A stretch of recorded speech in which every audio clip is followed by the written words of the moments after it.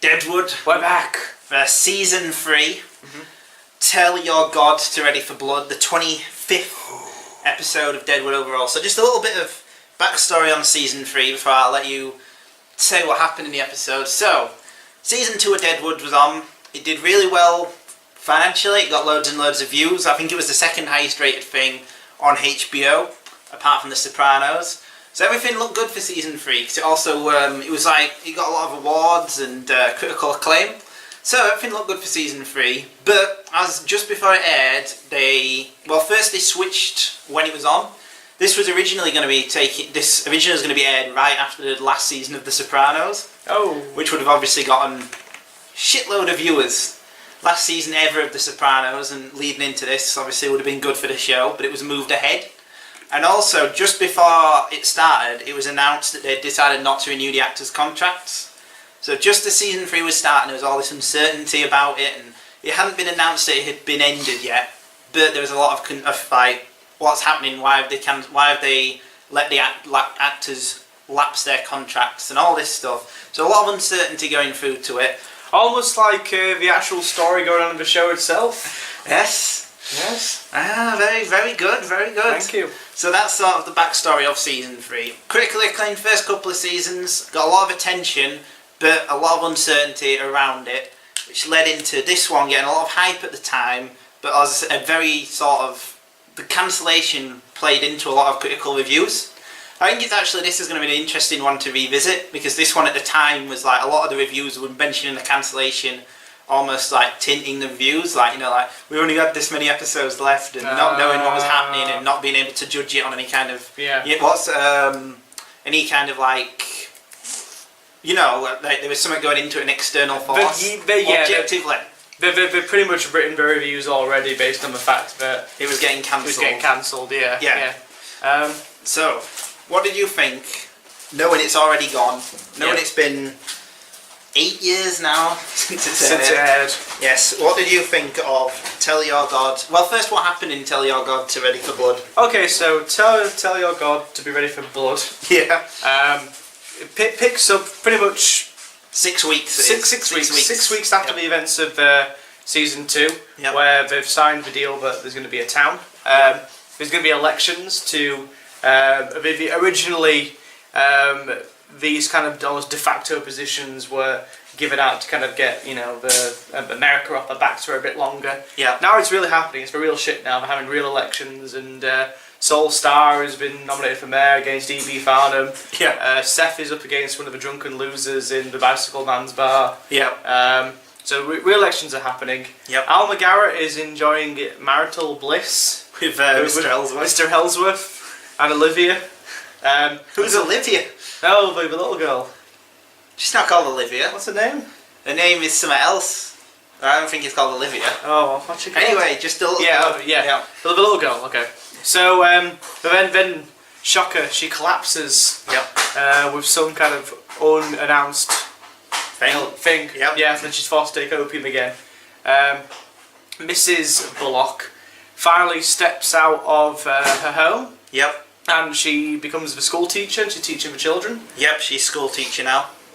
Joanie Stubbs keeps falling into a very deep-rooted depression. It's been more blatant than ever that she is clearly a depressed, disturbed woman. Yep. Letting Calamity Jane, the two losers, the two most broken people in Deadwood. Yep. The most broken person in Deadwood, living with probably the most bottom of the barrel person in Deadwood. Yeah. It's like an odd couple. Yeah. And Calamity Jane's basically like fucking up Jane's hotel room. Yeah. Like pissing everywhere, and the proprietor's getting very annoyed. That the school is actually what the the one where Wilcock killed the prostitutes. Oh yeah. They've turned that into the school now, so she actually still owns the building. Oh. Is the point of what they're trying to do. Oh. Yes, as the season goes along, that building becomes a place for damaged people to come anew. Like there's Mrs. Bullock, who's dressed all in black because she's still mourning. William. Yeah, she's damaged. She's got a new purpose because she's got the school children. Yeah. Jane is damaged because she's a drunken mess. Moe's Manuels is... because he killed his brother. Yeah. And Joanie is lost now after after the horrible tragedy at her place. She's a damaged woman in between looking after Sai and becoming her own woman again. Now she's lost the only thing that gave her any meaning. Yes. Also in the episode, there's a heated conversation between Bullock and Mr. Hurst. Yep. Where Mr. Hurst is basically like, you're going to try and get the gold claim off of Alma for me, and Bullock's like, oh, fuck this over. And then he beats the crap out of EB just because he thinks EB's tipped his hat. EB tipped his hat, but he was like, I did not. So, I think that's it. Yes. I think so. I think that's it. Yeah. Yeah, very dense. Very dense. Now, I was saying that it's interesting that this one is nowhere near as action-packed as the opening of Season 2. No. Season 2's opening clearly tried to entice people in. Yeah. You know, we had this huge, big, exciting confrontation between the show's titans. Yeah. This episode does not make any compromises about how invested you are in Deadwood. You've got to be into it. Yes. To get any kind of enjoyment out of it. You've got to follow these characters right from the start. It's not like in the start of Season 2 where you kind of jump on a bit and still get something out of it. Yep. This one you've really, really got to have seen the other episodes to get anything out of it, because really not. If you look in terms of pure like season openings, not much happens. No. It's just continuing the threads that were left from the end of Season 2. Yeah. Plot-wise. And also leading up to that, it introduces that Hearst is going to be the villain. Yeah. It introduces that and some other bits, like the fact there's an election. It sets up more. It's more thematic opening than a sort of plot opening, because like you wouldn't watch the end of this and be like, oh yeah, like you would. Can't wait for next week. Like in end of that, like it even had a cliffhanger. Did Elijah agreed upon the season 2 one where Seth goes to Alma's door. Yeah. This just has like, there's a threat, and that's really it. It's very it's not very tangible, is it? No, they have to save the town, but it's like, obviously, if you've only spent one episode, there's no reason for you to care. Exactly, yeah. But if you've invested your 24 hours so far, you're like, not the town. It's amazing. Yeah. I mean, I really enjoyed it. I think this is a great episode. It's a really great episode, yeah. I really appreciated how it doesn't like make any compromises about what it is. Yep. You kind of just get straight into it. It locks straight into that kind of main through story. I don't know where it's going to go. Yeah. So that's what I've been told. So in a weird kind of way, even though I appreciate how uncompromising it was, I found this one probably one of the easier episodes to follow. Yeah.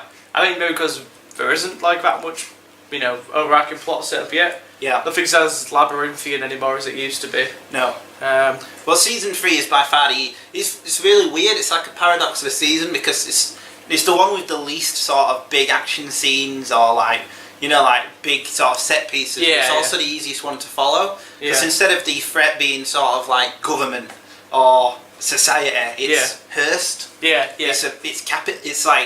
It's not even like the others are abstract concepts. Like it's not even like an abstract form of capitalism. It's one man. He's just there, stuck in the town who they have to sort of fight. And you can see that at the end where he makes the speech about the fact that Hearst wants to take over the camp and how it isn't fair and having to marshal against that. But it is the easiest one to follow. Yeah, but that's what I found. Yeah, so it's an odd contradiction. Yes, but also at the same time, I find this to be like more like philosophical and sad than the other ones. Like how much slower it is. Like a lot of the lines are more like the characters seem a bit more defeated at this point than they did in like season 1 and 2. Yeah. More settled. Like that's what I got. Yeah. Yes. Like I think one of the main purpose of the opening all is to sort of set up. This episode is it's more of like the season is paced more as a season, and this shows what they have to lose. Like there's a school now. Like there wasn't one in like season 1. Like, I don't think there's been any children in it before. Yeah, I was going to say besides from the little girl and William, that's been it. I was like, because if you keep talking about opening up the school, it's a bit like, who are you going to teach, Mrs. Bullock? William and the girl. I'm about to say it. Yeah. I did enjoy her school teaching scene. As she's reading out that old musty book, and she's reading out those really weird lines, slightly racist lines. A Jew is a yeah, stuff like that. Yeah, a really old school teaching style. Yes. I appreciate that. So again, it's that amazing HBO style attention to detail, isn't it? Yeah, that's it. Yeah, and like everything. Yeah, I like to think David Milchs just spent hours researching how school teachers taught primary school age children in the Wild West. Yes. Well, apparently for the pilot, they did 2 years of research. Oh my god. For the pilot, that's just insane. But yeah, and it shows you've got that. There's a new hotel. There's not just EB's hotel. There's Shaughnessy's. It's more like a motel, really, isn't it? Yeah. But they've got more people, more commerce and stuff. That's it. Yeah. We're seeing that. Like, I also think that the fact that there isn't like a big confrontation like there is in season 2 is to make a thematic point about the society. Yeah. Like, as well as sort of what you gain, it's what you've lost. Like, Al says that he'd like to go back to days where he could just slit Hearst's throat. And then that'd be it. Yeah, but now they have to, because Hearst is so powerful and they have stuff to lose, they have to sort of go around that. Well, that's it. Like originally the appeal of Deadwood was, it's a lawless place and you can act in any way you want, and but there's no compromises. Now society has hit them. They have to behave to societal norms. The people that can't behave to societal norms will get extradited. Yeah, basically. Yeah. Which I imagine is one of the themes running through. Yes. Is it? Not to spoil anything, but there is a theme about how sort of society has changed the characters and how they have to compromise who they are. Yes. Yeah. They can't just go to the days of wild shoot. Like, even season 1, the opening, the pilot had that bit where they shoot the people who'll come back in. Yeah. Season 2, loads of people died. Bummer Dan, they had the fight where Al went off the balcony. Yeah. In fact, there's even sort of the fight between EB and Seth is almost a reference to that. Oh yeah, I thought that. Yeah. Season 2, they had these 2 sort of godlike characters who actually fought and got down in the mud. But now, Hearst and Seth, there's sort of similar sort of characters. They're sort of these heightened god characters. Seth can't take his anger out on the person he wants to do, so he just beats up sort of a lesser character. Beats up EB. Yes, so again, that themes into, you've seen it a lot in the show about how, people at the top just rolling everything downhill instead of taking it out on the people who want to do, just beating up the person who's nearest to them who they can actually get away with. Well, that's it. Even the whole thing that he beats up EB, and that's kind of like in an earlier season, it'd be like, found him, you got what was coming here. And that's a bit like, whoa, Seth, what the fuck have you done? That's caused a huge incident. That's compromised everything. Yeah. So that's how the characters don't even have the space to be. Yeah, they truly are. Seth can't be as angry anymore. No. He's got to control it. Yes. I really loved the joke against Mrs. Bullock, where she's like, what you call it? Jane, I would love you to recount your tale of aligning with General Custer. What's that you say? Why do you talk so quietly? And it's followed up by another one later when Joanie Stubbs says something and she's like, why is everyone whispering these days? That is great, yes. But it's that meta thing on afraid of being heard. Afraid of being heard. Afraid of discontent. Maybe. Because, he's got ears everywhere on the walls. I don't know, I'm just bullshitting. No. So, yes. A very good intro. I would give this 10. I think this is the borderline sort of 9. I think it's a 9. I can give it a 9. I like it enough to be a 10. It's gentle and it has a great... I love the sequence now where Seth walks through the town and every single main character sort of greets him. Oh yeah. So there's no plot purpose or anything, but it's just nice to see these characters again. So it's like, we're back. Yeah, it is sort of... It's on like... I give it a 9 just because... 9 I think is fairer. I think... objectively it's a 9. Objectively it's a 9, yeah. In terms of the actual quality of the TV show making, what is it? How is filmmaking? Yeah. What would you call this? Like what?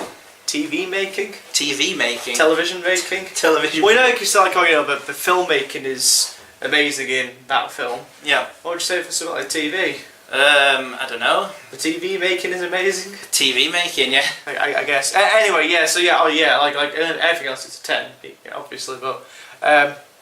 I think this episode suffers from. I just don't think not as being a strong opening of season 2. Yeah. And not purely based on the fact that there's an amazing action scene. Yeah. I just don't think it's as strong. No. I think it is definitely nowhere near as good. I mean, even the dialogue is slightly weaker. Yeah. Episode 1 of season 2 was just bang bang. Every single line was quotable and amazing. And do you know and all? What happens with Deadwood is every season has a new head director. So the way that David Milchs, head writer, he rewrites everything and does all this stuff from original scripts. Every season had a head director, and this one is Mark Tinkler. He directed this episode. Don't know who he is, but they had a head director who sort of decides the style of the show and decides on sort of a directional style that would be consistent throughout all the episodes. Obviously, most TV shows just have it director by director per episode. So I think, did you notice anything different in, like, we're talking about how season 1 and 2 there was a massive leap in quality of production. Like, there's clearly more money going in, the cinematography was a lot stronger, had better sort of more ambitious like camera choices and I felt in this one that there wasn't a leap, it just continued the same quality. I think more of a move away from the slower takes. Less longer takes and kind of more camera work, basically. You know, there's a really like creative like zooms and stuff like that, which you wouldn't have seen in season 1 or 2, I think. No. But yeah, I did pick on the kind of a different feel. It feels like the same Deadwood, but it's kind of not. It is weird. There is a different feel to this than there is in season 2. I think that works within the themes of the show. Because it is a different place now. It's not the same camp as it used to be. It is becoming like a proper town. So it does make sense that things feel a little bit off because the characters feel like things are a bit off. So it's a transitional stage for the for the characters. It works enough for me. Yes. But I give it a 9 personally. 9. Yeah, 9 is fairer. For because it doesn't set much up. There's no real flaws in it. It just doesn't do anything as incredible as sort of. I mean, it's worse than most episodes of season 2 as well. This is the difficulty, I suppose, with season 3 because it's following on from like the best season of television of all time. It's following on for something that great, and there's a lot of behind the scenes. It's quite hard to sort of objectively. It's hard to separate yourself from what happened, from what you've just seen. To not hold it against that impossibly high standard. But no, very, very good, and we'll keep tracking on the new season. I really like it. We'll see what we'll get out of season 3.